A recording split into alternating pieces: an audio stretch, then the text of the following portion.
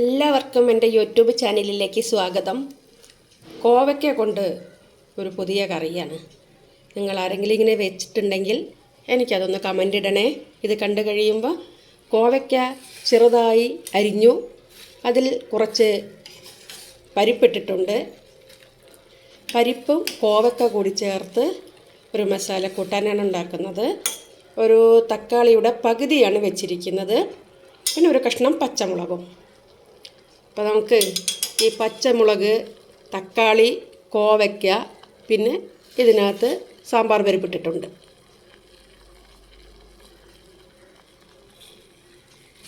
ഒരു വിസിൽ വന്നു കഴിഞ്ഞാൽ ഇത് വേവും. പിന്നെ ഇതിലേക്ക് വേണ്ടത് ഇനി ഒരു സവാളയാണ്. സവാള അരിഞ്ഞ് കടുക് വറക്കണ കൂടെ ഇട്ടിട്ട് ഒന്ന് വഴറ്റി ഇതിലിടും. മസാലപ്പൊടികളും ഇടണം. അപ്പോൾ ഇതൊന്ന് വെന്ത് വരട്ടെ. നമുക്കിനി കടുകിട്ട് സവാള വഴറ്റാം. പരിപ്പ്, കോവയ്ക്ക, തക്കാളി ഇട്ടിട്ട് അത് വിസിൽ വന്നു. ഒരു വിസിലിൽ വെന്ത് കഴിഞ്ഞു. അത് തുറക്കുന്നതിന് മുന്നായിട്ട് ഇത് വഴറ്റി എടുത്തിട്ട് വേണം ബാക്കി കാര്യങ്ങൾ. ഒരു സവാള അരിഞ്ഞതും കരിവേപ്പിലയും ഒരു വെളുത്തുള്ളിയുടെ ഒരേ ഒരു വെളുത്തുള്ളി പീസാക്കിയിട്ടുണ്ട്. ഇത്രയും നന്നായിട്ട് വഴറ്റിയെടുക്കാം. സവാള വഴന്ന് വന്നിട്ടുണ്ടോ നോക്കാം. അതിന് സവാള വഴന്നിട്ടുണ്ട്, നന്നായിട്ട് വഴന്ന് വന്നിട്ടുണ്ട്. ഇതിലേക്ക് നമുക്ക് കുറച്ച് ഉപ്പ്, ഒരു അര ടീസ്പൂൺ ഉപ്പ്, മഞ്ഞൾപ്പൊടി,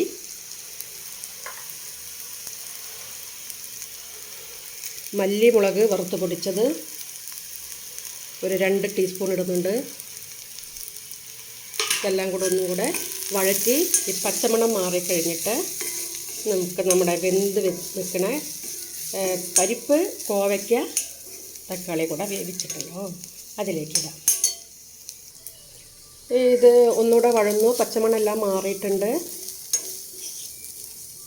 നമുക്ക് നമ്മുടെ വേവിച്ച് വെച്ചിരിക്കുന്ന കോവയ്ക്ക, പരിപ്പ്, തക്കാളി ഇതിലേക്ക് മാറ്റിയിടാം. എന്നിട്ട് ആവശ്യത്തിന് കുറച്ചുകൂടെ വെള്ളം ഒഴിക്കേണ്ടി വരും. ഇളക്കി നോക്കിയ ശേഷം നമുക്ക് വെള്ളം ഒഴിക്കാം. കോവയ്ക്ക, പരിപ്പ് ഇട്ട് വെച്ച, തക്കാളി ചേർത്ത് വെച്ച കോവയ്ക്ക മസാല റെഡിയായി.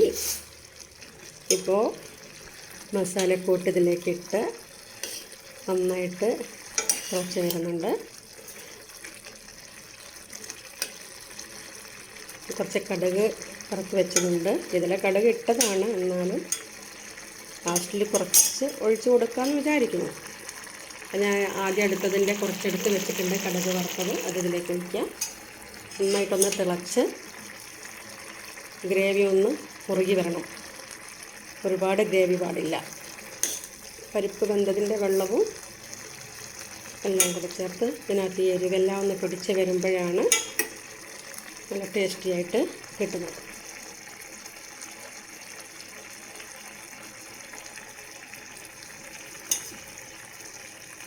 ചോറിനൊപ്പം കഴിക്കാൻ പറ്റിയ ഒരു മസാലക്കറിയാണ്.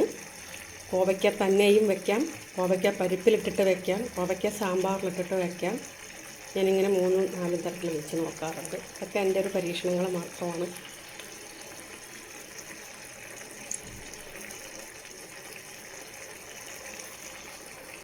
ഇങ്ങനെ എൻ്റെ കോവയ്ക്കേൻ്റെ കറി റെഡി ആയിട്ടുണ്ട്. അധികം വെള്ളമില്ലാത്ത കുഴഞ്ഞിരിക്കുന്ന കറിയാണ്. അപ്പോൾ എല്ലാവരും ഇതേപോലെ ഒന്ന് ചെയ്തു നോക്കൂ. നല്ലതാണെങ്കിൽ നല്ല അഭിപ്രായം പറയണം, മോശമാണെങ്കിൽ മോശം കമൻറ്റും ഇടാം കേട്ടോ. അപ്പോൾ ഇത്രയും ആണ് ഇന്നത്തെ കറി ഉണ്ടാക്കുന്ന വീഡിയോ. എല്ലാവരും എൻ്റെ ചാനലൊന്ന് സബ്സ്ക്രൈബ് ചെയ്യണം, ലൈക്ക് ചെയ്യണം, കമൻറ്റ് ചെയ്യണം, ഷെയർ ചെയ്യണം. എല്ലാവരെയും കുടുംബത്തിലേക്ക് എന്നെ കൂടി ഒന്ന് ചേർക്കണം. അപ്പോൾ എല്ലാവരും ഇതൊന്ന് ഉണ്ടാക്കി നോക്കൂ.